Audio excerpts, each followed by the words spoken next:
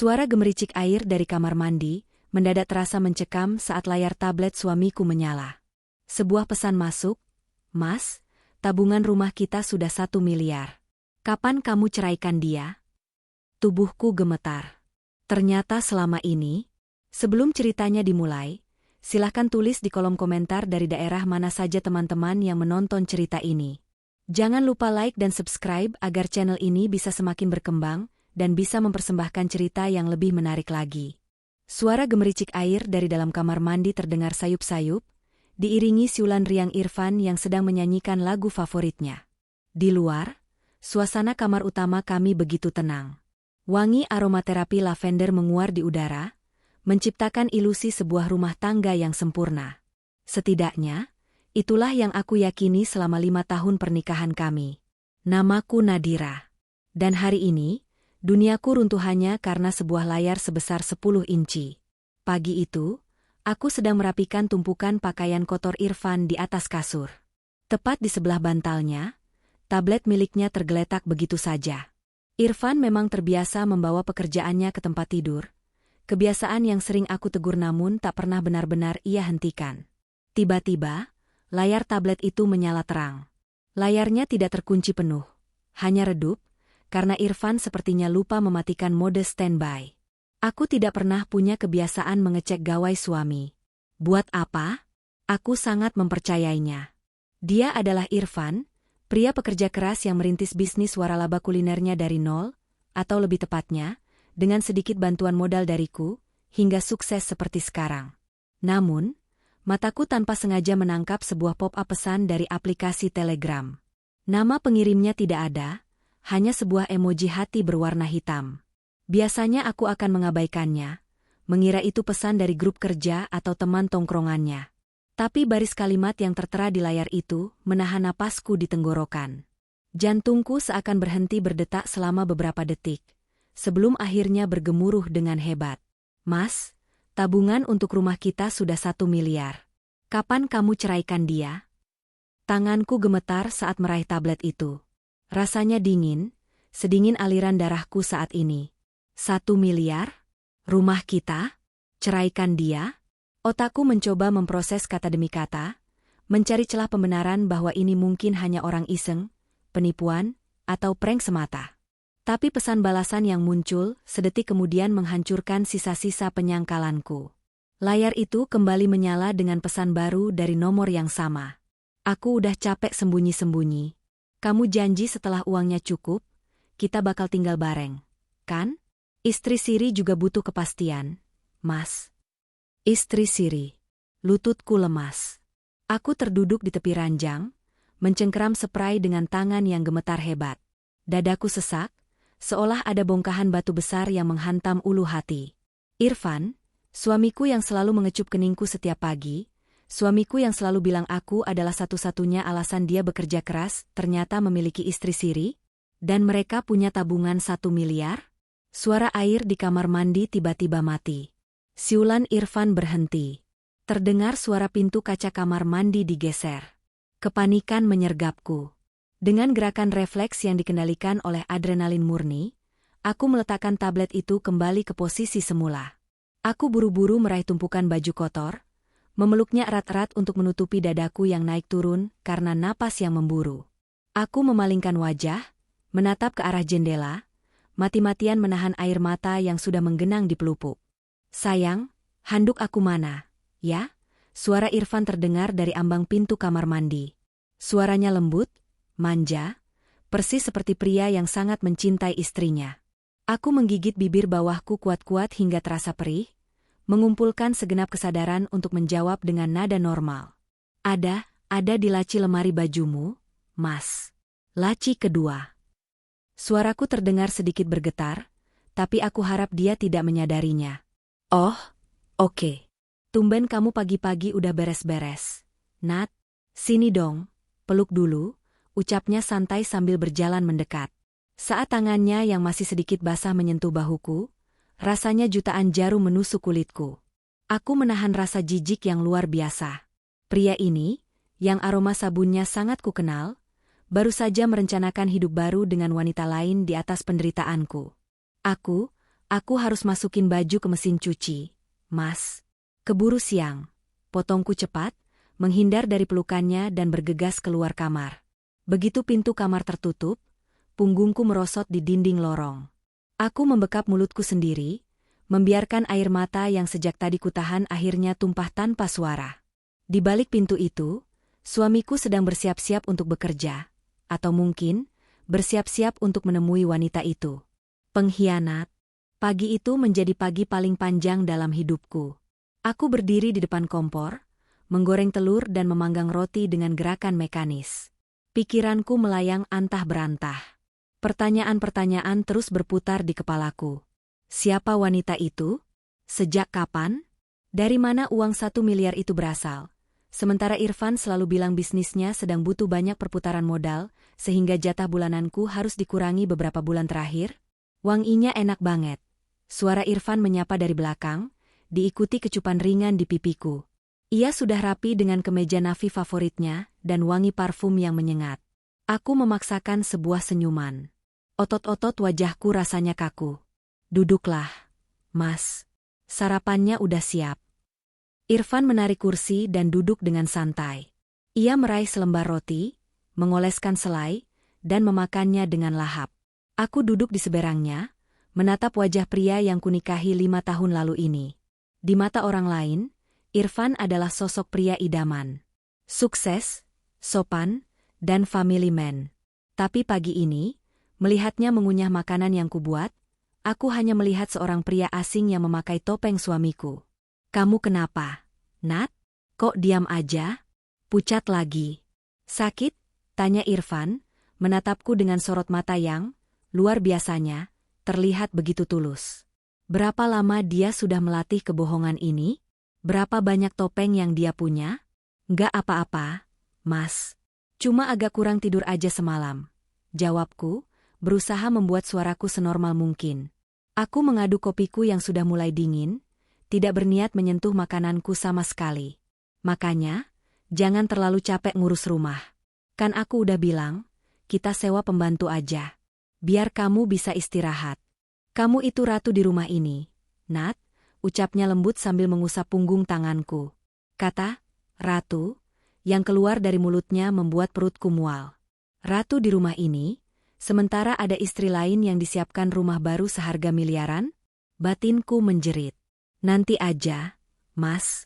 Aku masih bisa handle kok. Balasku pelan, menarik tanganku secara halus dengan dalih mengambil tisu. Ya udah. Terserah kamu. Hari ini aku pulang agak telat ya. Ada meeting penting sama supplier bahan baku dari luar kota.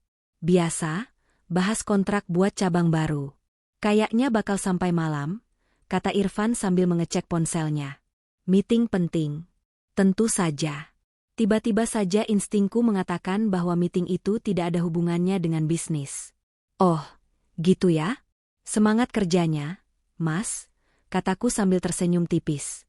Irfan berdiri, menghabiskan sisa kopinya, lalu memakai jasnya. Aku berangkat ya, sayang. Kamu hati-hati di rumah. Kalau butuh apa-apa, chat aku aja. Dia kembali mencium keningku. Kali ini aku menahan napas, menolak menghirup aromanya. Begitu terdengar suara mobilnya meninggalkan garasi, senyum di wajahku luntur seketika. Tubuhku bergetar hebat. Amarah, rasa sakit, dan kebingungan meledak menjadi satu.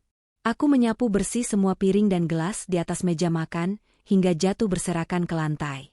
Suara pecahan kaca menggema di ruangan yang sepi. Aku tidak bodoh. Aku tidak akan menangis meraung-raung dan melabraknya seperti adegan di sinetron murah. Kalau Irfan bisa bermain peran dengan begitu rapi, maka aku akan menunjukkan kepadanya bahwa dia menikahi sutradara yang jauh lebih hebat. Aku menghapus sisa air mataku dengan kasar. Langkah pertamaku hari ini adalah mencari tahu siapa wanita bernama emoji hati hitam itu. Siang itu, aku duduk di pojok sebuah kedai kopi yang sepi, jauh dari area rumahku. Di hadapanku duduk Karina, sahabat baikku sejak zaman kuliah. Karina bukan sembarang teman. Dia adalah IT developer jenius yang bekerja di sebuah perusahaan startup besar. Kalau ada satu orang di dunia ini yang bisa menemukan jarum di tumpukan jerami digital, itu adalah Karina. Lo serius, Nat? Irfan? Karina menatapku dengan mata terbelalak setelah aku menceritakan kejadian pagi tadi. Kopi susunya dibiarkan menganggur. Gue kira dia tuh cowok paling lempeng se-Jakarta. Gue juga ngiranya gitu, Rin, kataku getir. Gue butuh bantuan lo. Gue nggak bisa akses HP-nya, sandinya udah diganti dari bulan lalu. Tapi gue butuh bukti. Gue nggak mau gegabah. Karina menghela napas panjang, menatapku dengan penuh rasa iba namun perlahan berubah menjadi tekad yang tajam. Ia mengeluarkan laptop tipisnya dari dalam tas. Jarinya mulai menari di atas keyboard. Dia pakai produk Apple, kan? Tabletnya sinkron sama HP-nya? Tanya Karina tanpa menoleh dari layar. Aku mengangguk. Iya. Semuanya connect ke iCloud. Oke. Gue nggak bisa langsung retas dari luar, itu susah dan ilegal. Tapi, lo masih ingat gak dulu banget, waktu awal nikah, lo yang bikinin akun email buat recovery Apple ID dia. Mataku berbinar. Iya. Dulu dia gaptek banget soal ginian. Pakai email gue yang lama. Siniin HP lo, pinta Karina. Dalam waktu kurang dari 20 menit, dengan beberapa trik teknis dan verifikasi keamanan yang berhasil kami akali menggunakan nomor lamaku, Karina berhasil masuk ke akun iCloud Irfan. Layar laptop Karina memuat ribuan foto, file, dan backup chat. Jantungku berdebar kencang saat Karina membuka folder, hidden, di galeri fotonya. Dan di sanalah kenyataan menamparkan wajahku untuk kedua kalinya dalam satu hari. Folder itu berisi ratusan foto.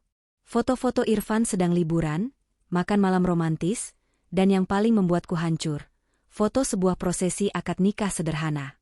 Irfan mengenakan kemeja putih rapi, dan di sebelahnya duduk seorang wanita yang sangat aku kenal. Bangsat, desis Karina pelan, matanya menyipit menatap layar. Ini bukannya Sheila? Mantan pacar Irfan zaman kuliah dulu? Yang katanya pindah ke Aussie itu? Aku terpaku. Tenggorokanku kering. Itu memang Sheila. Wanita ambisius yang dulu meninggalkan Irfan, karena menganggap Irfan pria miskin yang tak punya masa depan. Sheila, yang sering Irfan jadikan contoh sebagai wanita materialistis, setiap kali dia memujiku sebagai wanita yang menerima dia apa adanya. Jadi, selama ini mereka balikan? Dan nikah siri? Suaraku terdengar serak. Di foto itu, Irfan tersenyum sangat lebar. Senyum yang sama persis saat ia menikahiku di hadapan ratusan tamu undangan. Lihat tanggal fotonya, Nat, Karina menunjuk ke sudut layar. Ini, 2 tahun yang lalu. Mereka udah nikah siri selama 2 tahun. 2 tahun. Selama 2 tahun aku hidup dalam kebohongan besar. Selama 2 tahun Irfan membagi tubuhnya, waktunya, dan uangnya. Berbicara soal uang, Rin, coba cari di backup chat WhatsApp atau Telegramnya. Cari kata kunci, tabungan, 1 miliar, atau rumah. Karina dengan cepat mengetikkan kata kunci tersebut. Muncul file backup rekaman percakapan Telegram. Karina membukanya, dan rentetan pesan antara Irfan dan Sheila terpampang jelas. Mereka membahas tentang pembelian sebuah rumah mewah di kawasan elit di pinggiran Jakarta. Sheila yang mengeluh bosan tinggal di apartemen sewaan, dan Irfan yang menenangkannya dengan mengatakan bahwa target tabungan mereka sudah hampir tercapai. Tapi ada satu hal yang mengganjal pikiranku. Bisnis waralaba Irfan memang sukses, tapi aku tahu persis perputaran keuangannya. Menarik uang tunai 1 miliar di luar aset perusahaan tanpa terdeteksi sangatlah mustahil, kecuali dia menguras habis dana operasional. Dan disinilah hal yang paling tidak diketahui Irfan, dan mungkin orang-orang di sekitarnya. Irfan selalu merasa bangga bisa mengangkat derajatku setelah ia sukses. Dia sering pamer kepada teman-temannya bahwa ia memulai bisnis dari nol. Yang ia tidak tahu, atau mungkin ia pura-pura lupa, adalah bahwa modal awal 1 miliar yang ia pakai 5 tahun lalu bukan dari pinjaman bank. Itu murni uang dari papa. Keluargaku bukan orang sembarangan, namun kami selalu diajarkan untuk hidup low profile dan sangat sederhana. Irfan mengira aku hanya perempuan dari keluarga menengah biasa. Uang modal itu kuberikan padanya dengan dalih, tabungan asuransi yang baru cair.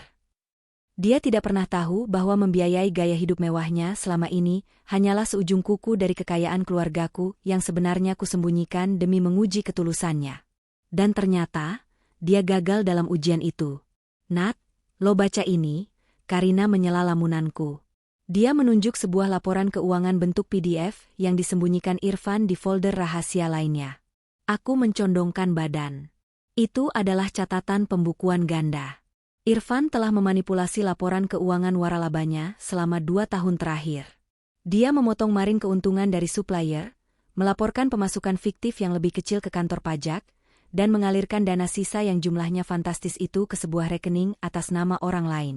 Rekening penampungan untuk rumah impian mereka. Dia menggelapkan uang dari perusahaannya sendiri. Bisikku tak percaya. Perusahaan yang modalnya dari uang papa gue. Irfan emang bener-bener cari mati. Nat, ujar Karina, menutup laptopnya perlahan. Ia menatapku tajam. Lo mau nangis? Nangis sekarang. Karena habis ini, kita nggak punya waktu buat sedih. Lo harus hancurin dia. Aku menatap cangkir kopi di depanku. Tidak ada lagi air mata yang tersisa. Rasa sedihku telah menguap, digantikan oleh bara amarah yang membakar dada. Irfan pikir dia pintar? Dia pikir dia bisa menguras uang dari bisnis yang dasarnya adalah uang keluargaku, untuk membangun istana bagi pelacurnya? Gue nggak akan nangis, Rin, kataku dingin, mengejutkan diriku sendiri. Gue mau hubungi Taufik sekarang. Pertemuanku dengan Taufik diatur sore itu juga di kantor firma hukumnya yang mewah di kawasan SCBD. Taufik adalah sahabat lamaku, kawan sejak kami masih duduk di bangku SMA. Selain itu, ia adalah pengacara korporat yang sangat lihai dan tak kenal ampun di meja hijau. Taufik tahu betul latar belakang keluargaku. Bahkan firma hukumnya ini sering menangani kontrak-kontrak bisnis perusahaan milik papa. Aku duduk di sofa kulit ruangannya, sementara Taufik membaca hasil cetakan screenshot dan laporan keuangan ganda yang baru saja kudapatkan dari Karina. Ruangan itu hening, hanya terdengar suara kertas yang dibalik. Taufik menghela napas, melepaskan kacamata bacanya, dan memijat pangkal hidungnya. Wajahnya keras, rahangnya mengatup rapat. Ini bukan cuma soal selingkuh dan nikah siri, Nat. Ini kriminalitas. Suara Taufik memecah keheningan, berat dan tegas. Suami lu bukan cuma mengkhianati pernikahan kalian, tapi dia juga melakukan penipuan korporasi. Dia menggelapkan uang perusahaan. 1 miliar, FIK. Dia ambil uang 1 miliar pelan-pelan selama 2 tahun buat beli rumah atas nama Sheila. Aku bersandar di sofa, menatap langit-langit ruangan. Kepalaku berdenyut. Berdasarkan bukti dari Karina ini, aliran dananya masuk rekening atas nama ibunya Sheila yang ada di kampung. Taufik menunjuk salah satu baris di kertas tersebut. Irfan pakai pihak ketiga untuk mencuci uangnya biar nggak terlacak di rekening pribadi kalian berdua. Dia cukup pintar. Pintar tapi licik. Balasku sinis. Terus, gue harus gimana sekarang? Langsung lapor polisi? Langsung cerai? Taufik menatapku lekat-lekat. Matanya menyorotkan perhitungan seorang ahli strategi. Tergantung.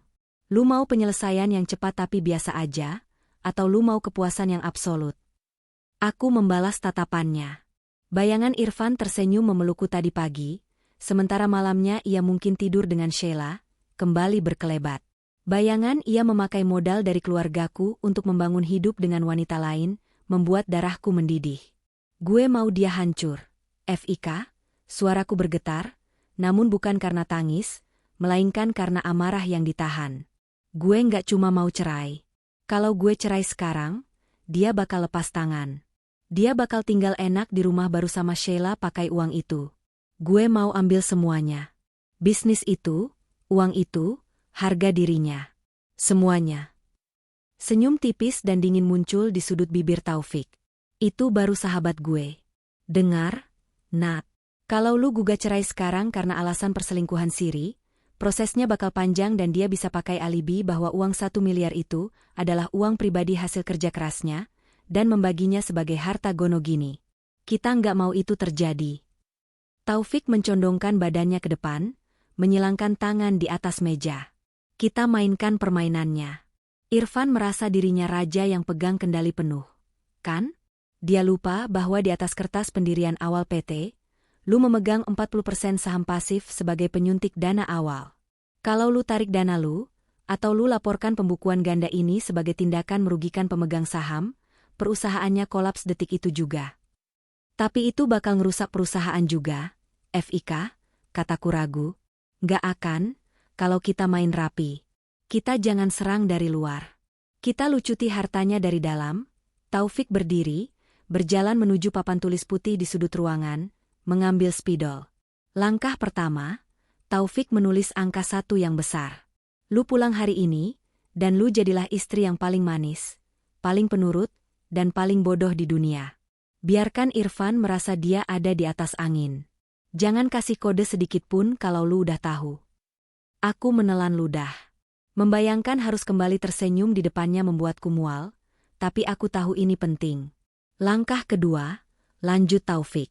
Gue bakal suruh tim investigasi gue untuk melacak persis lokasi rumah yang mau mereka beli. Kita harus tahu kapan transaksi pembayaran rumah itu bakal terjadi. Biasanya, transaksi properti bodong kayak gini nunggu momen tertentu biar nggak dicurigai bank. Dan uang 1 miliarnya? Tanyaku. Itu bagian yang paling menyenangkan. Taufik tersenyum miring. Gue bakal urus perintah pengadilan secara rahasia dengan bukti awal penggelapan ini. Saat Irfan atau Sheila mencoba memindahkan uang itu untuk bayar rumah BAM, rekeningnya kita bekukan secara sepihak. Mereka nggak akan bisa tarik uang sepeser pun. Aku mulai melihat gambaran besarnya. Taufik sedang merakit sebuah bom waktu, dan Irfan yang akan memencet tombol meledaknya tanpa sadar. FIK, Irfan bilang dia lagi ngurus sertifikat apartemen dan mobil kita buat di KPR kan buat modal tambahan cabang baru. Kataku, teringat pembicaraan kami beberapa minggu lalu. Taufik menggebrak meja dengan semangat. Bagus. Itu celah kita. Besok, bilang ke Irfan kalau lu setuju, dan lu mau bantu urus surat-suratnya ke notaris kenalan lu. Biar gue yang siapkan dokumen tambahan untuk dia tanda tangani. Dokumen yang diam-diam mengalihkan hak penuh aset tersebut atas nama lu pribadi, tanpa bisa diganggu-gugat. Irfan yang sombong itu jarang baca kontrak sampai habis. Kan? Aku mengangguk pelan. Irfan selalu membenci administrasi yang bertele-tele. Dia tipe yang hanya tanda tangan asalkan tujuannya tercapai. Oke, kataku memantapkan hati. Kita lakukan. Gue bakal main gila sama dia. Aku tiba di rumah menjelang malam. Rumah masih sepi. Pembantu paruh waktu sudah pulang sejak sore. Aku duduk di sofa ruang tengah, menatap sekeliling. Perabotan mewah, TV layar lebar, karpet tebal dari Turki, semua ini dibeli dari hasil keringat Irfan, dan juga kebohongannya. Tiba-tiba, suara mesin mobil terdengar memasuki garasi. Jantungku otomatis berdebar kencang. Ini adalah ujian pertamaku. Aku menarik napas dalam-dalam, menghembuskannya perlahan, memasang topeng terbaikku. Aku berjalan ke arah pintu depan, tepat saat Irfan membukanya. Mas, udah pulang? Sambutku dengan nada riang yang dibuat-buat, langsung mengambil tas kerjanya dari tangannya. Irfan tampak lelah, namun ia tersenyum lebar. Iya nih, sayang. Meetingnya alot banget, tapi untungnya deal. Capek banget aku. Ia maju untuk memelukku dan mencium puncak kepalaku. Bau parfumnya bercampur dengan bau wangi floral yang manis. Parfum wanita. Bukan parfum yang biasa kupakai. Itu wangi cherry blossom. Persis seperti merek murahan yang dulu sering dipakai Sheila saat kuliah. Perutku langsung bergejolak. Rasanya ingin muntah saat itu juga. Dia tidak pergi meeting. Dia baru saja pulang dari tempat perempuan itu. Menghabiskan sore di ranjang yang sama, sementara aku di rumah menyiapkan makanan untuknya. Aku menahan napas, memaksakan diri membalas pelukannya. Wah, hebat dong suamiku. Ya udah, kamu mandi dulu Gih. Air hangatnya udah aku siapkan. Habis itu kita makan, ya. Aku masak sup buntut kesukaan kamu. Ya ampun, kamu emang istri paling the best sedunia. Makasih ya, sayang. Irfan mencubit pipiku gemas. Sama sekali tidak menyadari badai dahsyat yang sedang bergejolak di balik bola mataku. Ia berjalan santai menaiki tangga menuju lantai 2. Aku berdiri mematung di lantai bawah, menatap punggungnya yang perlahan menghilang di balik belokan tangga. Tangan kananku mengepal erat hingga kuku-kukuku menusuk telapak tangan. Rasa perihnya membuatku tetap sadar dan fokus. Malam itu, saat makan malam, Irfan banyak bercerita tentang rencana bisnisnya. Tentang cabang baru yang akan dibuka, tentang rekan bisnisnya yang memuji kinerjanya. Aku mendengarkan dengan penuh perhatian, mengangguk di saat yang tepat, dan memberikan pujian yang memabukkan egonya. "Oh ya, Mas," kataku pelan, di sela-sela suapan. "Soal apartemen dan mobil yang mau dijaminkan buat modal itu, aku udah pikir-pikir. Aku setuju." Gerakan tangan Irfan yang sedang memotong daging langsung terhenti. Matanya berbinar cerah. "Serius, Nat? Kamu beneran gak keberatan? Kemarin kan kamu agak ragu." Aku memasang wajah polos dan tersenyum lembut. "Kemarin aku cuma takut aja kalau bisnisnya macet. Tapi ngelihat kamu semangat gini, dan dengar rencana kamu barusan, aku yakin sama suamiku. Nanti biar aku yang urus surat-suratnya ke notaris ya. Kebetulan teman SMA aku ada yang jadi notaris, biar lebih cepat dan murah." "Wah, boleh banget. Aku emang lagi pusing ngurusin legalitas ke pihak bank. Kalau kamu bisa bantu yang bagian aset, itu bakal meringankan beban aku banget," balas Irfan antusias. Umpan pertama sudah ditelan mentah-mentah. "SIP. Besok aku kabari temanku ya," ucapku, menyembunyikan senyum mematikan. Malam semakin larut. Irfan sudah terlelap di sampingku, dengkurannya terdengar halus. Aku berbaring miring memunggunginya.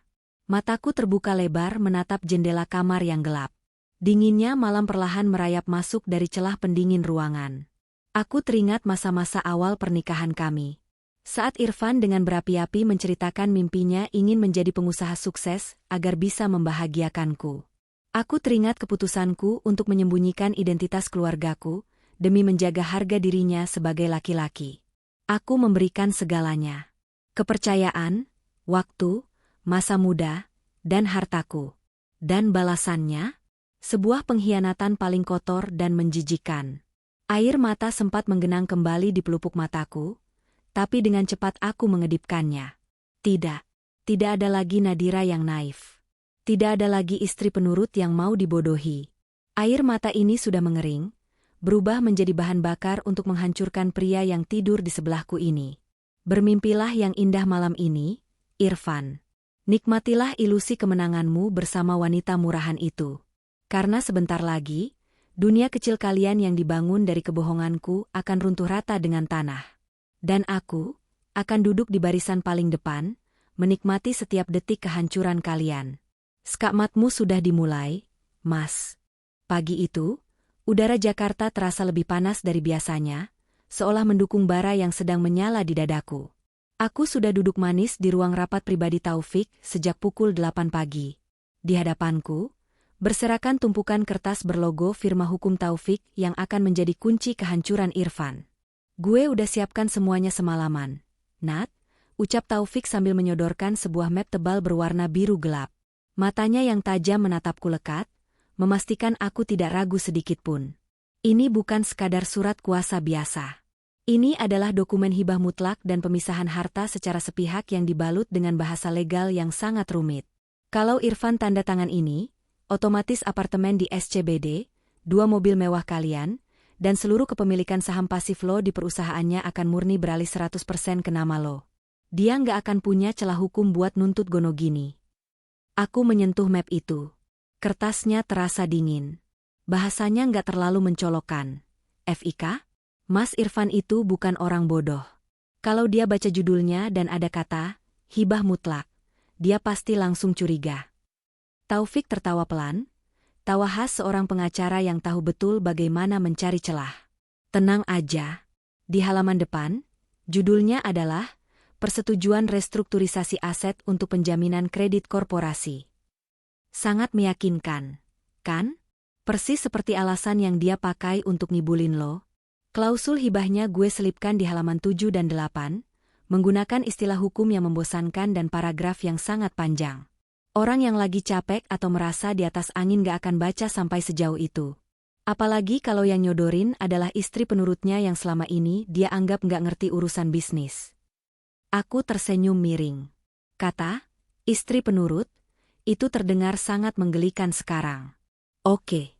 Mita juga udah kirim update terbaru pagi ini," katanya, Irfan lagi pusing soal supplier bahan baku yang minta pembayaran di muka.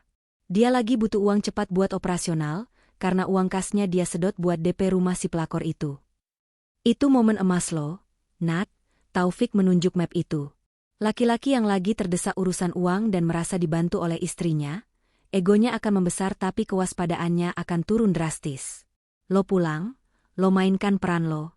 Bikin dia merasa seperti raja yang sedang ditolong. Aku mengangguk mantap. Memasukkan map itu ke dalam tas tanganku seolah memasukkan sebuah senjata yang siap ditembakkan.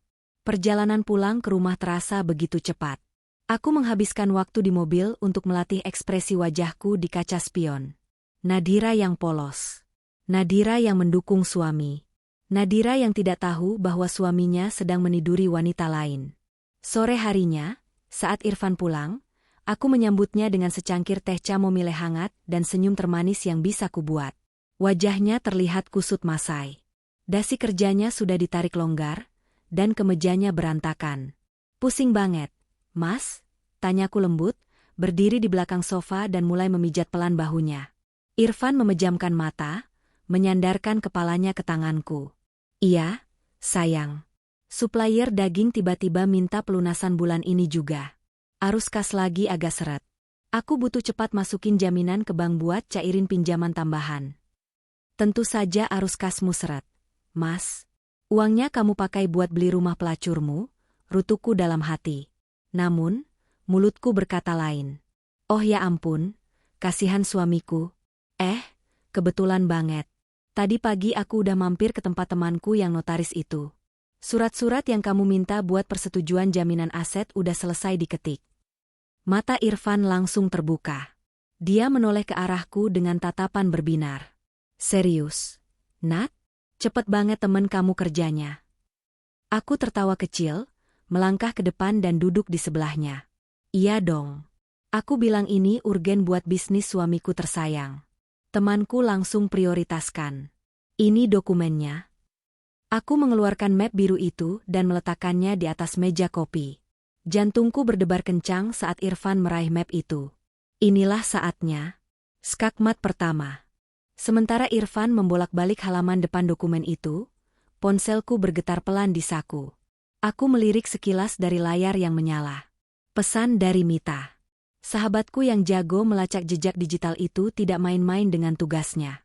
Sejak kemarin, aku memintanya untuk memantau pergerakan Sheila secara fisik dan virtual. Nat, lo harus denger rekaman suara yang gue kirim. Pelakor ini lagi survei rumah. Tingkat halunya udah sampai luar angkasa. Begitu bunyi pesan Mita, disertai sebuah file audio berdurasi 5 menit dan beberapa foto candid. Aku tidak bisa membukanya sekarang. Irfan masih di depanku. Aku harus menahan rasa penasaranku dan kembali fokus pada pria yang sedang memegang bom waktu di tangannya ini. Tebal juga ya draftnya. Gumam Irfan, alisnya sedikit berkerut membaca halaman pertama. Standar bank dan notaris. Mas, jawabku santai, menuangkan teh ke cangkirnya lagi. Panjang lebar cuma buat ngejelasin kalau aku selaku istri setuju aset itu dipakai buat jaminan perusahaan kamu. Kamu tahu sendiri kan orang hukum kalau bikin kalimat suka bertele-tele. Irfan terkekeh pelan. Iya juga sih. Aku paling malas baca bahasa hukum begini. Bikin ngantuk. Ya udah, nggak usah dibaca semua kalau pusing. Kamu percayakan sama aku? Aku menatap matanya dalam-dalam, memasang wajah polos dan penuh cinta. Irfan membalas tatapanku, lalu tersenyum meremehkan, senyum yang dulu kuanggap sebagai bentuk kasih sayang, namun kini kulihat jelas sebagai bentuk arogansi. Tentu saja aku percaya sama istriku yang cantik ini. Kamu kan gak ngerti celah-celah beginian, mana mungkin kamu nipu aku, ya kan? Kalimatnya hampir membuatku muntah. Dia benar-benar menganggapku bodoh. Dia mengambil pulpen dari saku kemejanya. Tanda tangannya di sebelah mana aja? Nat? Di halaman terakhir, Mas. Sama ada paraf di setiap sudut bawah halaman dari halaman 6 sampai 9. Jawabku, tanganku berkeringat dingin menunjuk ke arah kertas tersebut. Irfan membalik halaman dengan cepat. Sama sekali tidak melirik isi teks di halaman 7 dan 8 yang memuat klausul pemisahan harta. Tangannya bergerak cepat. Sret, sret, sret. Tanda tangan. Paraf. Selesai. Udah, beres. Irfan menutup map itu dan menyerahkannya kembali padaku. Besok kamu tolong kasih ke notaris temenmu itu ya biar dilegalisir. Makasih banyak ya, sayang. Kamu benar-benar penyelamat aku. Aku mengambil map itu. Rasanya ingin tertawa meledak saat itu juga. Bodoh. Laki-laki sombong dan bodoh. Sama-sama, Mas, jawabku manis. Sekarang kamu mandi gih, biar segar. Begitu Irfan masuk ke kamar mandi, aku setengah berlari ke dapur, mengunci pintu, dan langsung memakai penyuara telinga. Aku membuka pesan Mita. Foto pertama menunjukkan seorang wanita berambut ikal pirang kemerahan, memakai kacamata hitam besar dan tas bermerek yang kuingat jelas kubelikan untuk Irfan sebagai hadiah ulang tahunnya tahun lalu. Ternyata tas itu jatuh ke tangan Sheila. Sheila sedang berdiri di depan sebuah rumah model Mediterania yang sangat megah. Aku menekan tombol putar untuk file audio. Suara obrolan yang direkam sembunyi-sembunyi oleh orang suruhan Mita terdengar cukup jernih. Jadi, Mbak Cindy, kalau saya transfer DP-nya 1 miliar lusa, kuncinya udah bisa saya pegang minggu depan kan? Suara cempreng Sheila terdengar arogan. Bisa, Ibu Sheila. Begitu dana 1 miliar masuk rekening escrow pihak pengembang, proses serah terima unit bisa langsung kita jadwalkan. Sisanya yang 3 miliar bisa dicicil sesuai kesepakatan Bapak Irfan dengan pihak bank. Jawab suara lain, sepertinya agen propertinya. Baguslah. Saya udah nggak tahan tinggal di apartemen sempit itu.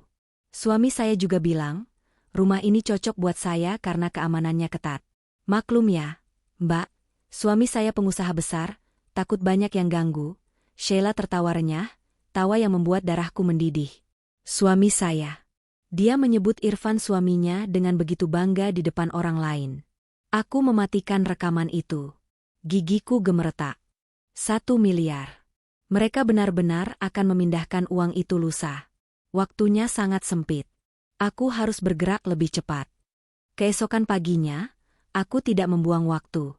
Segera setelah mobil Irfan keluar dari pekarangan, aku melesat menuju kantor Taufik membawa map biru yang sudah ditandatangani. Taufik sedang menyeruput kopi paginya saat aku menerobos masuk ke ruangannya dan melemparkan map itu ke mejanya. Beres, kataku dengan napas memburu. Taufik meletakkan cangkirnya, membuka map, dan matanya langsung tertuju pada halaman terakhir dan paraf-paraf di sudut kertas. Ia bersiul pelan. Luar biasa. Dia beneran gak baca sama sekali. Nat? Jangankan baca, ngelirik aja nggak. Ego laki-laki yang merasa superior itu bikin dia buta huruf seketika. FIK, balasku sinis, menghempaskan diri ke kursi tamu. Taufik tertawa puas. Ia langsung menekan tombol interkom di mejanya. Anton, masuk ruangan saya sekarang. Bawa stempel notaris dan berkas pengesahan.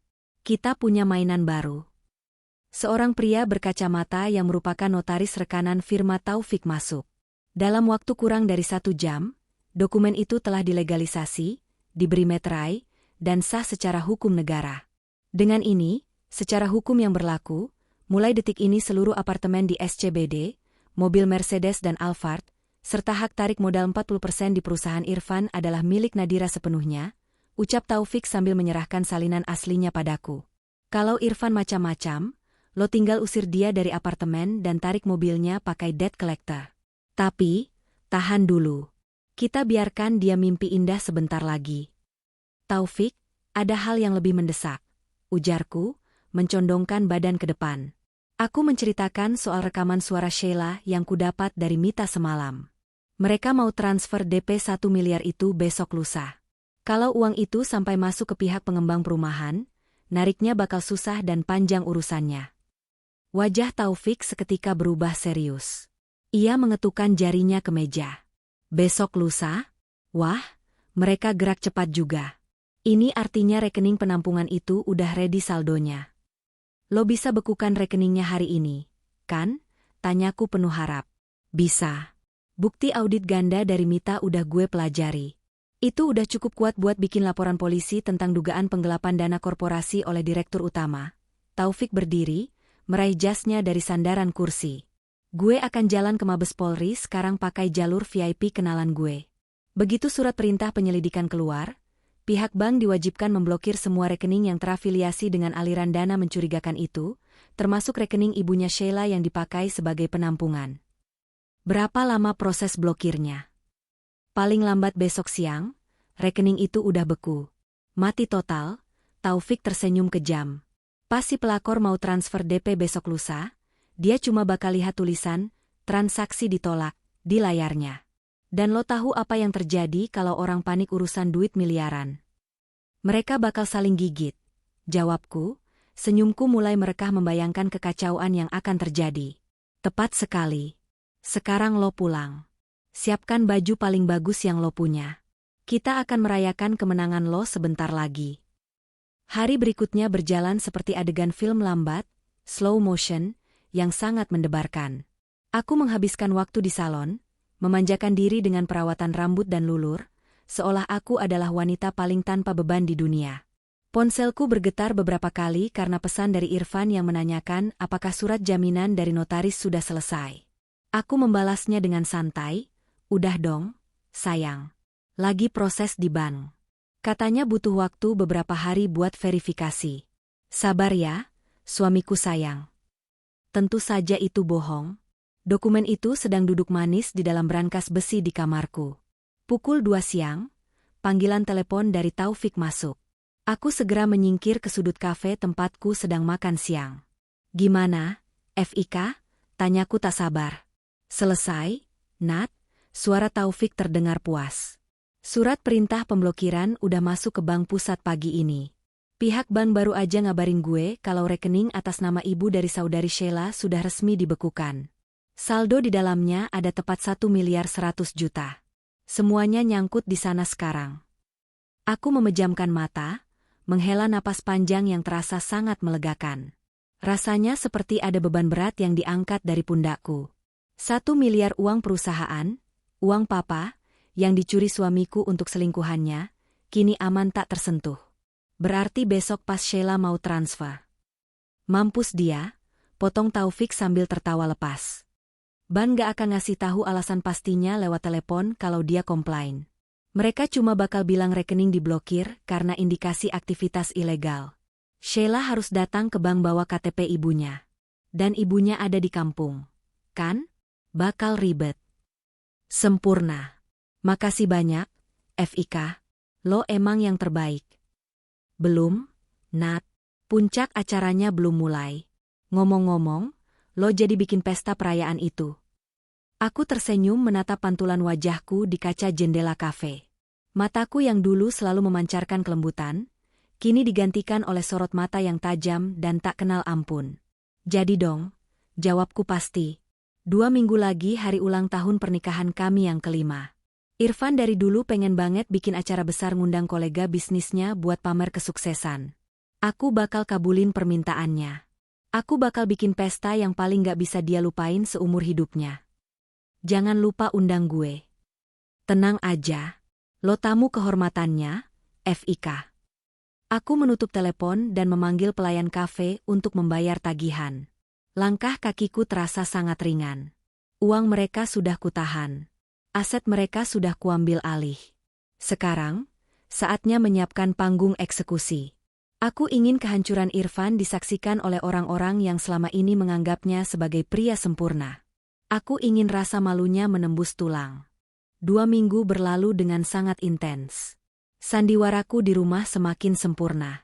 Aku berperan sebagai nyonya rumah yang sibuk merencanakan pesta ulang tahun pernikahan dengan antusias. Irfan sangat mendukung. Tentu saja dia mendukung. Dia mengira pesta ini akan menjadi ajang pembuktian betapa hebatnya dia membangun bisnis dan keluarga. "Kamu yakin mau sewa ballroom hotel bintang 5, Nat? Kas kita kan lagi agak seret," tanya Irfan malam itu saat kami sedang memeriksa daftar undangan di ruang TV. Wajahnya sedikit gelisah, mungkin memikirkan uang pinjaman bank yang tak kunjung cair, karena memang dokumen aslinya tidak pernah kuserahkan ke bank. Aku mengelus lengannya dengan manja. "Udah, kamu jangan pikirin soal biaya. Kan aku pakai tabungan pribadiku dari hadiah ulang tahun dari papa tahun lalu. Lagian, ini kan perayaan 5 tahun kita, Mas. Momen penting.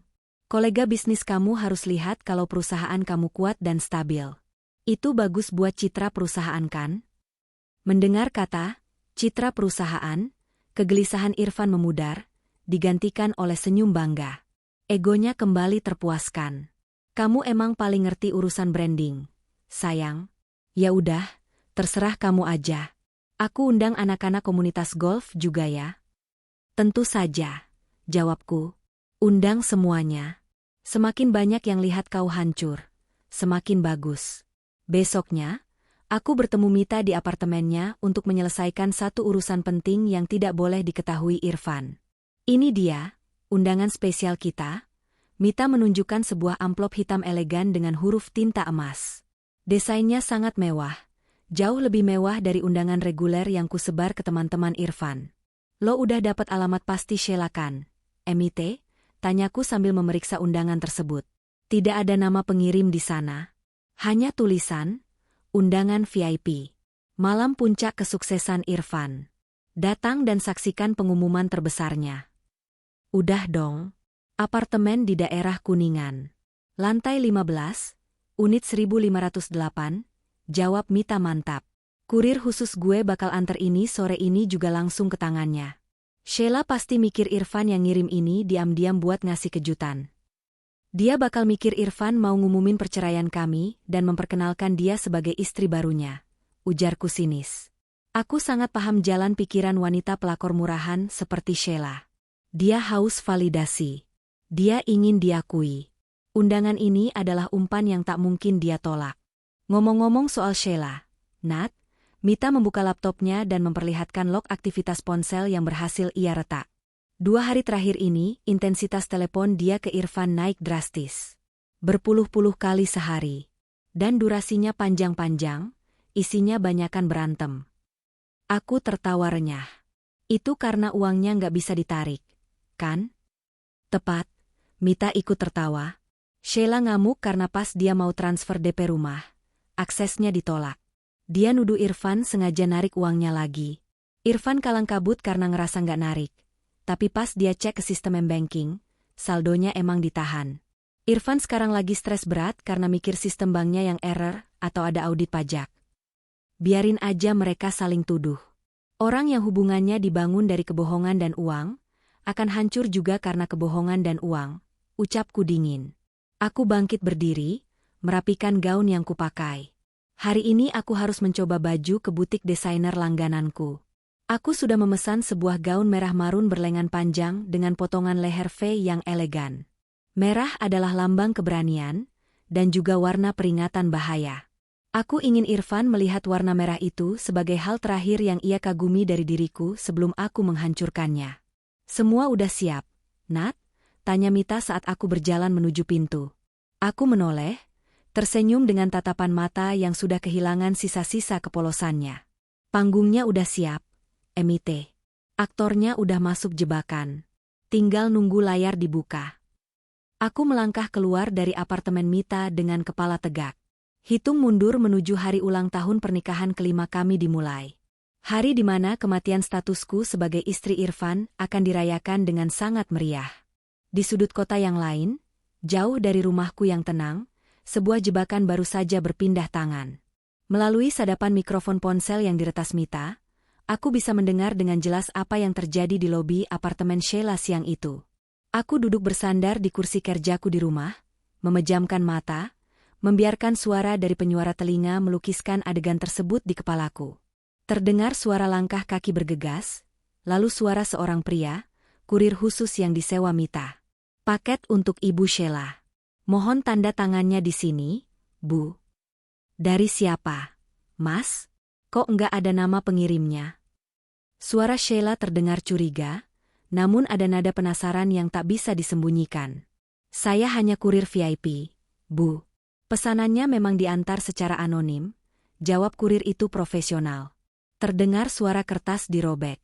Aku bisa membayangkan jemari Sheila yang dihiasi cat kuku mencolok itu, membuka segel lilin berwarna emas yang menempel pada amplop beludru hitam pekat tersebut.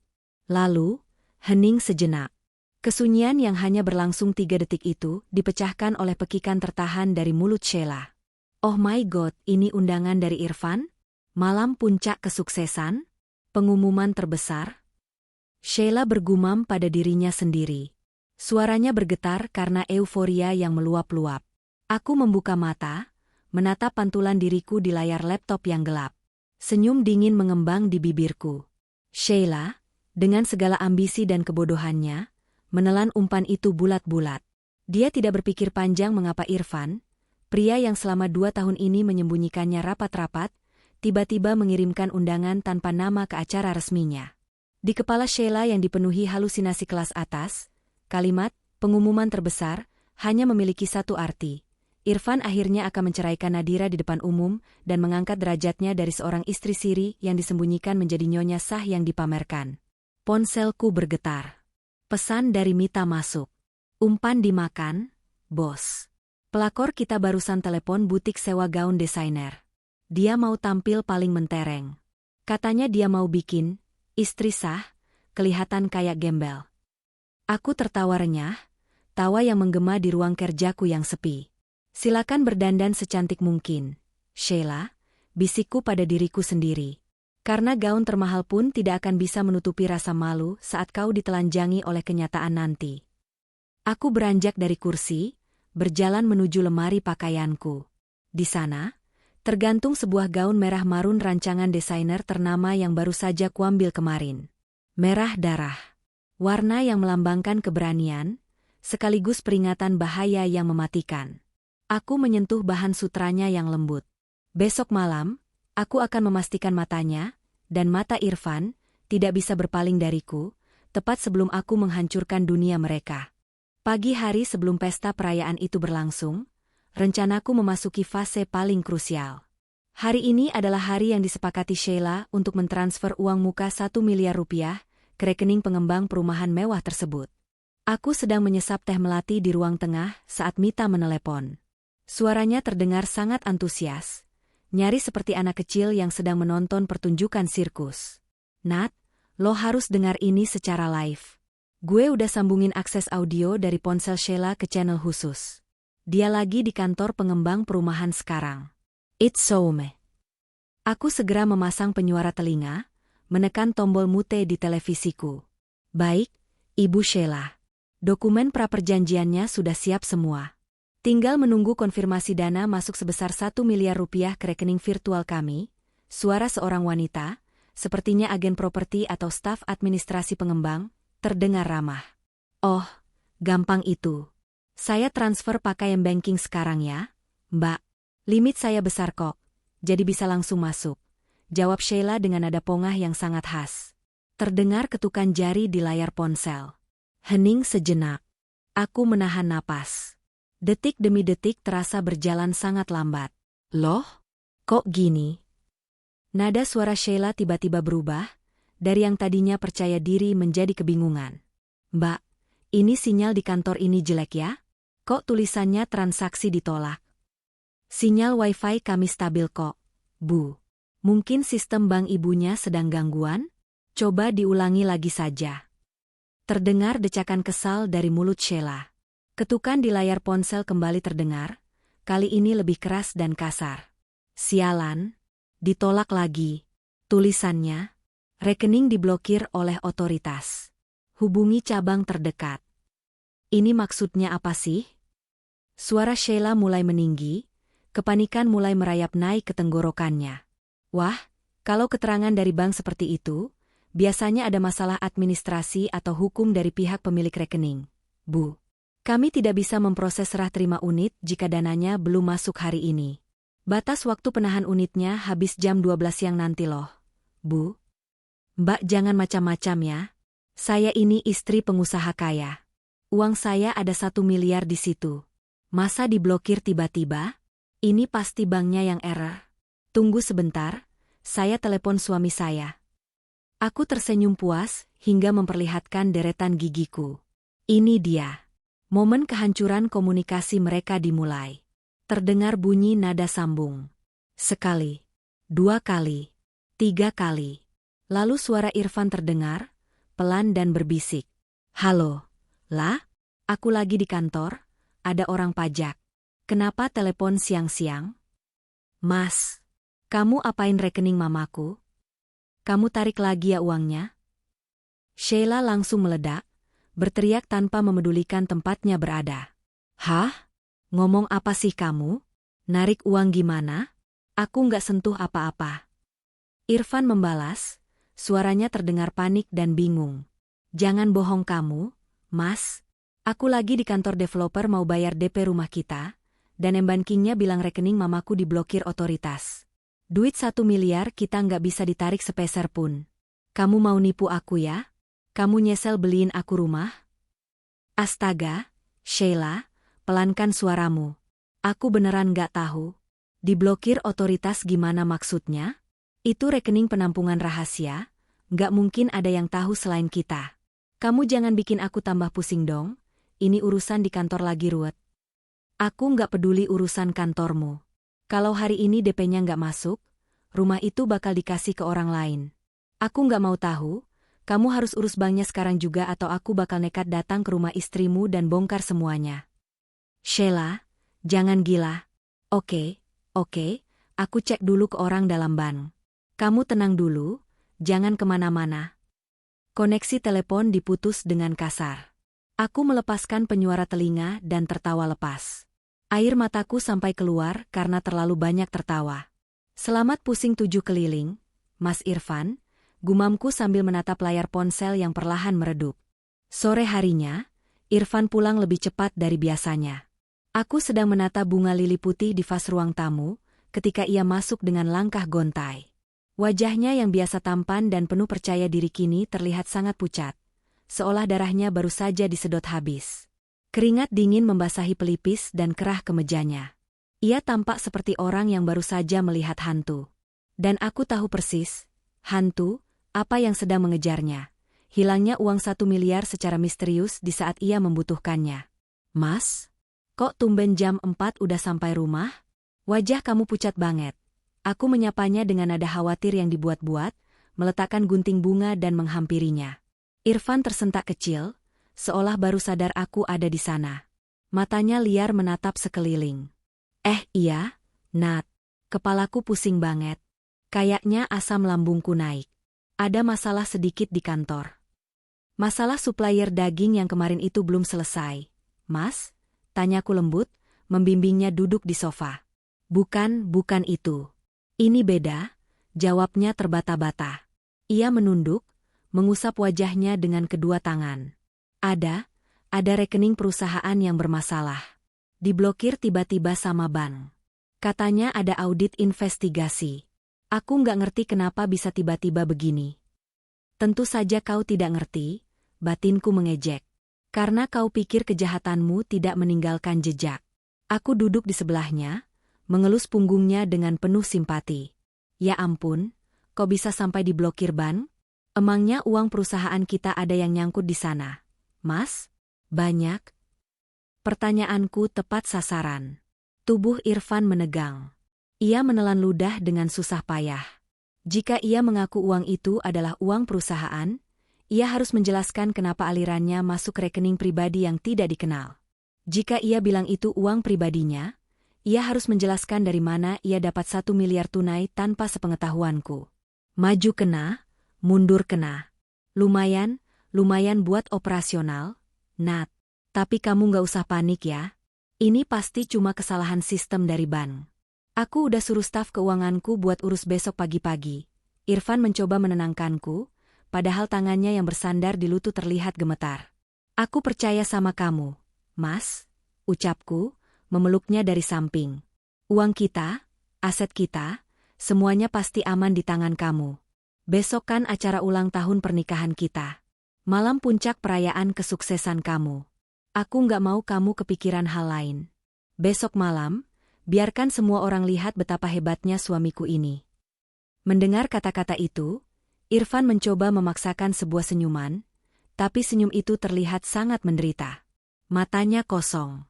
Otaknya pasti sedang berputar keras memikirkan bagaimana cara menyelamatkan uang yang ditahan itu, sekaligus menenangkan istri sirinya yang sedang mengamuk, sambil harus tetap tersenyum di pesta besok malam. Sebuah siksaan psikologis yang sempurna. Dan ini, baru hidangan pembukanya. Malam itu, Irfan nyaris tidak tidur. Aku tahu karena aku berpura-pura terlelap sambil mengawasinya. Ia mondar-mandir di balkon kamar, merokok berbatang-batang, dan berbisik ke teleponnya dengan nada memohon dan marah secara bergantian. Aku memeluk gulingku erat-erat. Malam ini adalah malam terakhir pria ini tidur di rumahku. Hari yang dinanti akhirnya tiba. Suasana di Grand Ballroom Hotel Bintang 5 itu sangat megah. Lampu gantung kristal raksasa memancarkan cahaya keemasan yang hangat, memantul pada pilar-pilar marmer dan lantai kaca. Aroma mawar merah dan sedap malam yang dipesan khusus memenuhi udara, berpadu dengan alunan musik jazz klasik dari live band di sudut ruangan. Aku berdiri di depan cermin raksasa di ruang rias VIP. Penata rias baru saja memberikan sentuhan akhir pada lipstikku. Aku menatap bayanganku sendiri, dan nyaris tidak mengenali wanita di cermin itu. Gaun sutra merah marun itu melekat sempurna di tubuhku, memancarkan keanggunan yang mengintimidasi. Rambutku disanggul rapi ke atas, memperlihatkan leher jenjangku yang dihiasi kalung berlian, warisan dari mendiang nenekku yang selama ini kusimpan rapat-rapat agar Irfan tidak merasa tersaingi. Malam ini, aku tidak lagi menyembunyikan siapa aku sebenarnya. Nadira yang sederhana telah mati. Yang berdiri di sini adalah Nadira si ahli waris, wanita yang siap menuntut balas. Pintu ruang rias diketuk, dan Taufik melangkah masuk. Ia mengenakan setelan tuxedo hitam pekat yang membuatnya terlihat sangat berwibawa. Taufik bersiul pelan melihat penampilanku. Wow, kalau Irfan gak serangan jantung lihat lo malam ini, berarti matanya udah buta, puji Taufik sambil menyerahkan segelas sampanye padaku. Gimana situasi di luar? FIK? Tanyaku, menerima gelas itu. Sempurna. Tamu undangan udah datang sekitar 80%. Keluarga besar Irfan, mertua lo yang sok suci itu, kolega bisnis, sampai rekan-rekan komunitas golfnya udah kumpul semua. Lapor Taufik. Ia tersenyum licik. Dan aktor utama kita, dia lagi keringat dingin di dekat meja minuman. Dia belum bisa ngehubungin orang bank. Mana bisa. Hari ini hari Sabtu, bank pusat tutup. Staf khusus yang gue tugasin buat nahan informasi juga udah matiin ponsel. Taufik tertawa pelan. Gue tadi sempat ngobrol sama Irfan. Dia nyoba senyum, tapi tangannya gemetar pas megang gelas wine. Ponselnya bunyi terus-menerus di saku jasnya. Gue yakin 100% itu dari selingkuhannya. Bagus. Biarkan dia tertekan sampai batas maksimal, aku menyesap sampanyeku. Rasanya manis dan tajam. Persis seperti antisipasi di dadaku. Kita keluar sekarang, FIK. Udah saatnya nyonya rumah menyambut tamunya. Aku melangkah keluar dari ruang rias, Taufik berjalan di sisiku seperti seorang pengawal setia. Saat pintu ganda menuju ballroom dibuka, seluruh pasang mata langsung tertuju padaku. Alunan musik seolah memelan. Aku bisa mendengar helaan napas kagum dari beberapa tamu wanita, dan tatapan takjub dari para kolega pria. Di ujung ruangan, kulihat Irfan terpaku. Ia menatapku dengan mata terbelalak, seolah melihat sosok asing yang turun dari langit. Selama 5 tahun, aku selalu memakai warna-warna pastel yang aman dan membosankan. Malam ini, gaun merah darahku mendominasi seluruh ruangan. Irfan segera berjalan menghampiriku, meninggalkan rekan bicaranya. Sayang kamu cantik banget malam ini. Aku sampai pangling. Pujinya, suaranya sedikit bergetar, entah karena kagum atau karena tekanan batin yang sedang ia alami. Terima kasih, Mas. Ini semua kan buat merayakan kesuksesan kamu. Jawabku, memberikan senyuman paling manis namun tak mencapai mataku. Aku melirik ke arah saku jasnya yang agak menonjol. Ponselmu dari tadi getar terus. Mas, nggak mau diangkat? Siapa tahu penting. Wajah Irfan kembali memucat. Ia buru-buru menekan saku jasnya dari luar. Ah, bukan siapa-siapa. Cuma spam promosi asuransi. Biarin aja, malam ini kan malam kita. Benar sekali, malam ini adalah malam kita. Aku mengulangi kata-katanya, memberinya makna ganda yang tidak akan pernah ia pahami sampai semuanya terlambat. Pesta berjalan dengan sangat meriah. Irfan, dengan sisa-sisa tenaga dan harga dirinya, terus berkeliling menyapa tamu, memamerkan proyek-proyek bisnis fiktifnya yang ia rasa akan membuatnya tampak hebat di mata keluarganya dan teman-temannya. Ibunda Irfan, mertuaku yang selama ini sering menyindirku karena belum juga memberikan cucu dan menganggapku hanya menumpang hidup pada kesuksesan putranya, malam ini memandangku dari atas ke bawah. Tumben dandanmu agak berani malam ini, Nadira. Gaunnya pasti mahal. Ingat loh, uang Irfan itu dicari pakai keringat, jangan dihambur-hamburkan cuma buat baju sehelai. Sindirnya saat kami berpapasan di dekat meja pencuci mulut. Aku hanya tersenyum tipis, mencondongkan badanku mendekati telinganya. Tenang saja, Bu. Mulai malam ini, saya pastikan tidak ada lagi uang yang dihamburkan untuk hal-hal yang tidak penting. Ibu nikmati saja pestanya, karena ini mungkin pesta mewah terakhir yang bisa ibu hadiri dari uang anak ibu. Mertuaku mematung, keningnya berkerut tak paham. Namun aku tidak memberinya kesempatan untuk bertanya lebih lanjut, karena aku langsung berbalik menjauh. Waktunya sudah hampir tiba. Mita, yang berdandan sangat anggun malam ini, menghampiriku dengan langkah cepat. Ia membisikkan sesuatu ke telingaku. Nat, target udah masuk area hotel.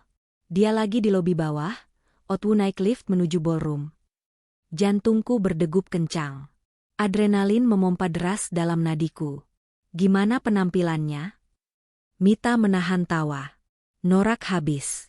Pakai gaun payet emas yang menyilaukan mata, make up tebal, dan attitude yang berasa dia yang punya hotel ini. Dia sempat debat sama petugas keamanan di depan lift karena ngotot mau masuk. Biarin dia masuk. Perintahkan penjaga pintu buat ngecek undangannya, dan persilakan dia masuk dengan hormat. Jangan sampai dia curiga sebelum waktunya. Aku memberi kode pada Taufik yang berdiri di seberang ruangan. Taufik mengangguk paham. Ia langsung berjalan menuju ruang kendali audiovisual yang terletak di belakang panggung. Berkas-berkas bukti, slide mutasi rekening, dan foto-foto perselingkuhan sudah siap di dalam flash disk yang terhubung ke proyektor raksasa. Aku memposisikan diriku di tengah ruangan, memegang gelas kristalku dengan santai, sementara mataku tak lepas dari pintu ganda utama. Irfan sedang berdiri tak jauh dariku, sedang tertawa terbahak-bahak mendengar lelucon dari salah satu direktur bank relasinya. Tiba-tiba, pintu ganda itu menjeblak terbuka. Seorang wanita melangkah masuk. Sepatu hak tingginya berbunyi nyaring di atas lantai marmer, sebelum menginjak karpet merah. Gaun keemasannya yang ketat mencetak jelas lekuk tubuhnya, berkilauan diterpa cahaya lampu kristal. Wajahnya dihiasi riasan tebal, dan bibirnya menyunggingkan senyum arogan yang sangat memuakan. Sheila telah tiba. Beberapa tamu di dekat pintu menoleh, menatap heran pada sosok asing yang penampilannya terlalu mencolok itu. Namun, Sheila tidak memedulikan mereka. Matanya yang tajam menyapu ke seluruh penjuru ruangan, mencari satu orang. Mencari suaminya. Dan saat tatapan Sheila akhirnya menemukan sosok Irfan yang sedang memegang gelas wine, waktu seolah berhenti berdetak. Aku melihat bagaimana raut wajah Irfan berubah secara drastis dalam hitungan detik. Tawa kasarnya terputus di tengah jalan. Mulutnya sedikit terbuka. Matanya membelalak horor, seolah malaikat maut baru saja menjemputnya di tengah pesta. Gelas wine di tangannya miring, hampir menumpahkan cairan merah itu ke karpet. Irfan membeku. Ia menatap Sheila tak percaya, lalu dengan gerakan patah-patah yang dipenuhi kepanikan luar biasa, ia menoleh ke arahku. Aku berdiri hanya beberapa langkah darinya. Aku menatap matanya yang dipenuhi ketakutan itu, lalu perlahan, sangat perlahan, aku mengangkat gelasku ke arahnya. Sebuah toast diam-diam untuk sebuah kehancuran. Aku tersenyum. Senyum paling mematikan yang pernah kubuat seumur hidupku. Sheila melangkah maju menembus kerumunan, dadanya membusung bangga. Dia mengira undangan VIP tak bernama itu adalah tiketnya menuju kebebasan. Ia tidak tahu bahwa ia baru saja melangkah masuk ke dalam arena eksekusi yang kurancang khusus untuknya dan suaminya. Pertunjukan utama akan segera dimulai. Atmosfer di dalam ballroom mendadak terasa seperti ditarik gravitasi yang salah saat Sheila melangkah semakin jauh ke dalam ruangan. Tamu-tamu yang berdiri di jalur karpet merah perlahan menyibak, memberi jalan bagi wanita bergaun emas mencolok itu. Aku berdiri diam, mengamati setiap perubahan mikroskopis di wajah Irfan. Irfan meletakkan gelas winenya di atas meja terdekat dengan tangan gemetar, hingga isinya tumpah sedikit. Ia setengah berlari menghampiri Sheila, wajahnya pias seperti selembar kertas kosong. "Kamu ngapain kesini?" desis Irfan tertahan, suaranya cukup rendah agar tidak memancing perhatian tamu lain, namun cukup keras hingga aku yang berjarak beberapa meter bisa membaca gerak bibirnya. Ia mencengkeram lengan Sheila dengan kasar, berusaha menariknya keluar. Namun Sheila, yang merasa dirinya memegang kartu as malam ini, menepis tangan Irfan dengan angkuh. "Lepasin, Mas. Aku datang ke sini karena undangan VIP ini." Sheila mengibaskan amplop hitam itu tepat di depan wajah Irfan. "Kamu yang ngirim ini kan? Kamu bilang ada pengumuman besar malam ini. Jangan bilang kamu mau mundur lagi. Uang kita udah ditahan bank, aku butuh kepastian sekarang juga." "Gila kamu ya? Aku nggak pernah ngirim undangan apapun ke kamu. Pulang sekarang sebelum Nadira lihat." Rutuk Irfan, keringat dingin mulai menetes dari pelipisnya. Matanya melotot liar, berusaha menutupi kepanikannya. "Aku tahu ini saatnya aku masuk." Dengan langkah gemulai yang tenang dan senyum keibuan yang selama ini jadi topeng andalanku, aku berjalan menghampiri mereka berdua. "Mas Irfan? Ada apa ini? Kenapa tamu kita tidak disuruh masuk?" sapaku dengan nada sangat ramah. Irfan tersentak hebat, seolah baru saja tersengat aliran listrik bertegangan tinggi. Tubuhnya kaku. Ia menatapku, lalu menatap Sheila bergantian. "Nat ini." Lidahnya keluh. Otak liciknya yang biasanya pintar merangkai kebohongan mendadak lumpuh total. Sheila menatapku dari ujung rambut sampai ujung kaki. Ada kilat kebencian sekaligus kecemburuan di matanya saat melihat gaun merah marunku yang jelas jauh lebih elegan dan berkelas dari gaun payet murahannya. Ia menegakkan dagunya, bersiap membuka mulut untuk menjatuhkan bom yang ia kira akan menghancurkanku. Tapi aku lebih cepat. "Oh, ini pasti perwakilan dari agen properti yang kamu ceritakan itu ya, Mas?" tebakku dengan polosnya. Aku mengulurkan tangan ke arah Sheila. "Selamat malam, Mbak. Saya Nadira, istri Mas Irfan. Terima kasih sudah menyempatkan hadir." Mendengar kata istri, wajah Sheila memerah padam. Ia menatap uluran tanganku dengan jijik dan sama sekali tidak membalasnya. Irfan, yang melihat kesempatan kecil dari kebohonganku, buru-buru menyela, Iya, Nat, dia agen properti. Dia cuma mau kasih dokumen terus langsung pulang kok." "Iya kan, Mbak?" Irfan menatap Sheila dengan sorot mata memohon dan mengancam di saat bersamaan. "Agen properti?" ulang Sheila dengan nada tinggi yang melengking, membuat beberapa tamu di sekitar kami menoleh. "Mas, kamu nyebut aku agen properti?" Cukup sandiwaranya. Wanita ini harus tahu siapa aku sebenar. "Tuan dan Nyonya, mohon perhatiannya." Suara MC yang menggelegar dari pengeras suara memotong kalimat Sheila. "Acara puncak akan segera kita mulai. Kepada Bapak Irfan dan Ibu Nadira, dipersilakan menuju ke depan panggung untuk prosesi pemotongan kue dan ada sebuah video presentasi kejutan yang sudah disiapkan khusus oleh sang istri tercinta untuk malam hari ini." Tepuk tangan riuh membahana di seluruh ruangan. Aku tersenyum sangat lebar pada Sheila yang masih menganga, lalu beralih menatap suamiku yang mematung. "Ayo, Mas. Semua orang sudah menunggu," ucapku lembut. Aku mengaitkan lenganku ke lengan Irfan yang terasa sedingin es. "Dan Mbak, silakan nikmati hidangannya. Pastikan Mbak menonton videonya dari awal sampai akhir. Sangat menginspirasi." Aku menarik Irfan menuju panggung, meninggalkan Sheila yang berdiri terpaku dengan rahang mengeras. Permainan ini sudah tidak bisa dihentikan lagi. Kami berdiri di tengah panggung. Di belakang kami, sebuah layar proyektor raksasa menutupi separuh dinding ballroom. Ratusan pasang mata menatap kami. Ibu mertuaku duduk di meja VIP baris terdepan, tersenyum bangga memamerkan putranya pada teman-temannya. "Nat, video apa ini? Kamu nggak bilang apa-apa?" bisik Irfan di telingaku. Suaranya bergetar hebat. Posisinya benar-benar tersudut. "Kejutan dong, Mas." "Masa dikasih tahu?" jawabku pelan tanpa menoleh padanya. Aku mengambil mikrofon dari MC. Ruangan seketika hening. "Selamat malam, semuanya." Suaraku menggema, mantap dan jernih. "Terima kasih sudah hadir di perayaan 5 tahun pernikahan kami. 5 tahun adalah waktu yang cukup lama untuk benar-benar mengenal siapa orang yang tidur di sebelah kita.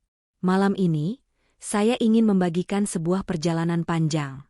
Perjalanan tentang kepercayaan, pengorbanan, dan kebenaran." Aku memberi isyarat ke arah ruang kendali tempat Taufik berada. Lampu ballroom perlahan diredupkan hingga nyaris gelap gulita. Hanya layar raksasa di belakang kami yang menyala terang. Alunan musik instrumental yang syahdu mulai terdengar. Layar menampilkan kompilasi foto pernikahan kami 5 tahun lalu. Foto aku dan Irfan yang sedang tersenyum bahagia. Terdengar gumaman, "Au," yang manis dari para tamu undangan. Irfan sedikit bernapas lega di sampingku, mengira ini sungguhan video romantis. Lalu, musik syahdu itu mendadak berhenti. Digantikan oleh suara statis yang tajam. Layar berkedip, transisi berubah kasar. Foto pernikahan kami robek secara digital di layar, memunculkan sebuah tangkapan layar percakapan Telegram yang diperbesar hingga tulisannya terbaca jelas dari ujung ruangan. "Mas, tabungan untuk rumah kita sudah 1 miliar. Kapan kamu ceraikan dia? Aku udah capek sembunyi-sembunyi. Istri Siri juga butuh kepastian, Mas." Suasana ballroom yang tadinya hangat mendadak berubah menjadi lautan keheningan yang mencekam. Terdengar beberapa helaan napas kaget. "Nat, apa-apaan ini? Matiin layarnya." Irfan mendesis panik. Tangannya mencengkeram lenganku dengan keras. Aku menepis tangannya dengan kasar. "Nikmati saja tontonannya, Mas." Layar kembali berganti. Kali ini bukan teks, melainkan serangkaian foto yang sangat jelas. Foto Irfan mengenakan kemeja putih, duduk di depan seorang penghulu, dengan Sheila yang memakai kebaya sederhana di sampingnya. Tanggal di sudut foto itu menunjukkan angka 2 tahun yang lalu. Itu kan Irfan?" Gumam salah satu paman Irfan di barisan depan dengan nada tak percaya. Ibu mertuaku memegangi dadanya, wajahnya sepucat mayat menatap layar raksasa itu. Di tengah ruangan, aku bisa melihat bayangan Sheila. Wanita itu tidak tersenyum lagi. Ia berdiri membeku, menyadari bahwa pengumuman malam ini bukanlah pengumuman yang ia harapkan, melainkan eksekusi publik. Tapi aku belum selesai. Perselingkuhan hanyalah masalah moral, aku butuh masalah hukum untuk menghancurkannya. Gambar di layar berganti lagi. Kali ini menampilkan dokumen laporan keuangan ganda. Tanda panah merah raksasa menunjuk pada selisih angka margin profit perusahaan yang digelapkan, diikuti oleh mutasi rekening bank yang mengalirkan dana miliaran rupiah tersebut secara berkala ke sebuah rekening atas nama ibu dari Sheila. Sebuah file audio tiba-tiba diputar. Itu adalah rekaman suara Sheila di kantor pengembang perumahan.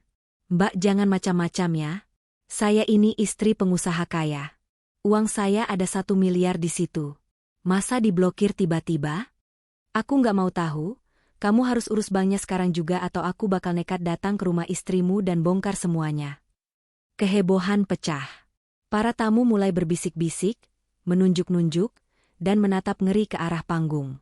Beberapa kolega bisnis Irfan yang duduk di meja depan, tampak sangat marah menyadari rekan kerja mereka adalah seorang penipu. "Cukup. Matiin layarnya. Ini fitnah. Nadira, kamu gila ya?" Irfan berteriak, kehilangan kendali. Ia berlari ke arah proyektor, berusaha mencabut kabelnya, namun petugas keamanan hotel yang sudah diinstruksikan oleh Taufik dengan cepat menahannya. Lampu ballroom kembali dinyalakan secara penuh, menyilaukan mata.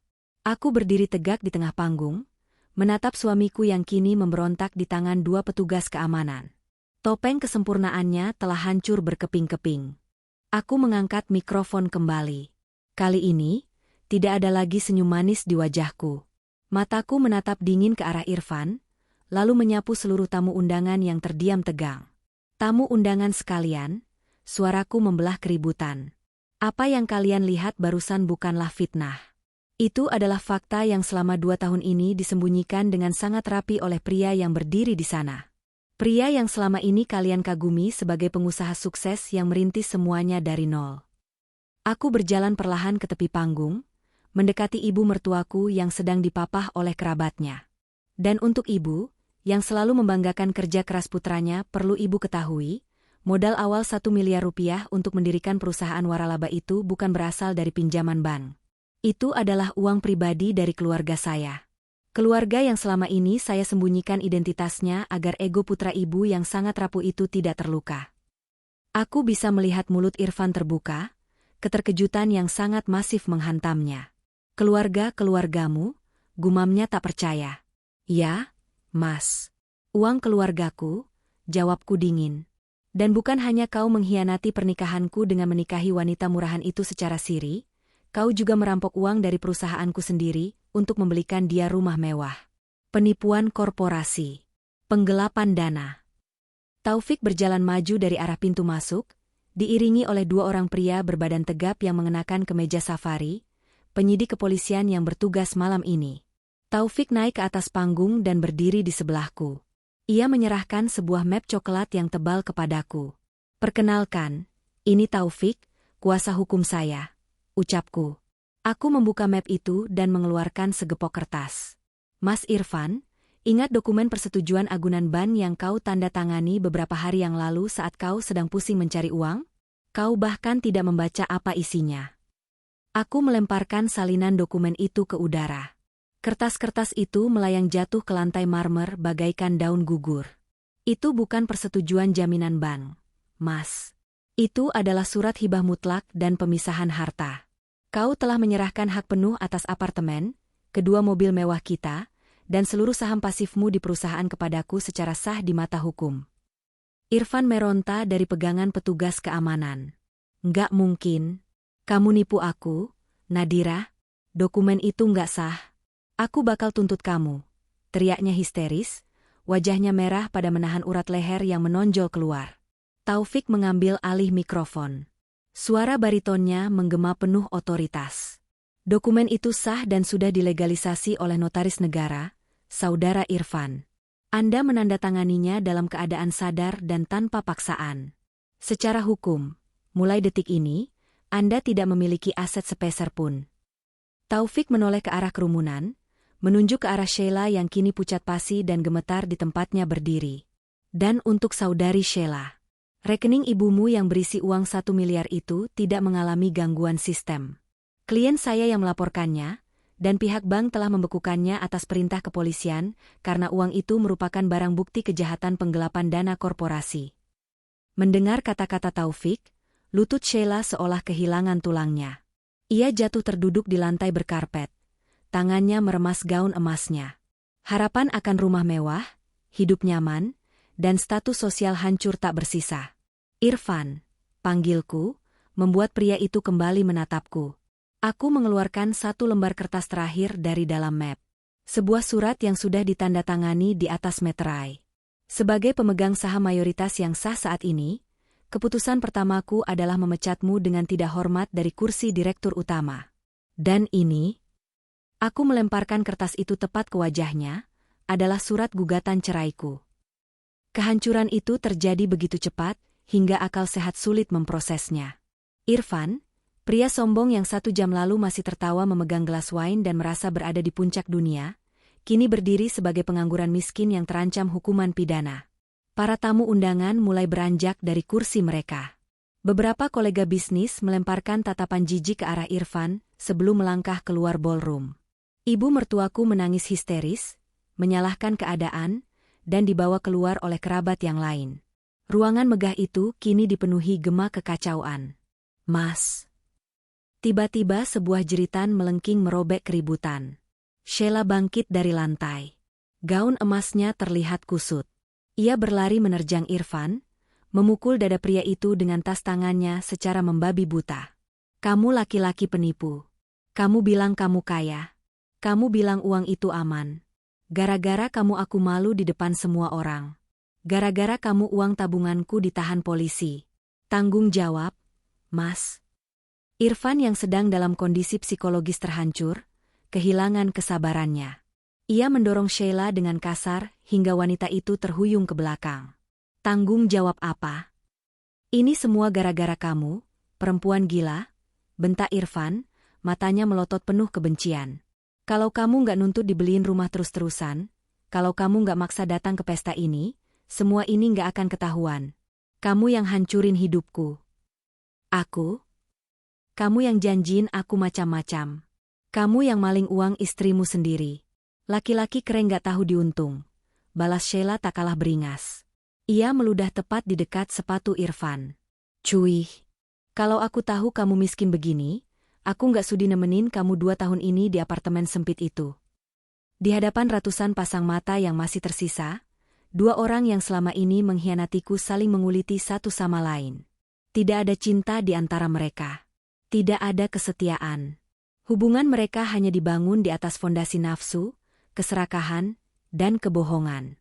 Saat uangnya hilang pulalah segalanya. Pak Irfan, Anda harus ikut kami ke kantor sekarang untuk pemeriksaan lebih lanjut terkait laporan penggelapan dana, ucap salah satu penyidik kepolisian, mengeluarkan borgol dari pinggangnya. Irfan memucat. Ia menatap borgol besi itu, lalu mendongak menatapku.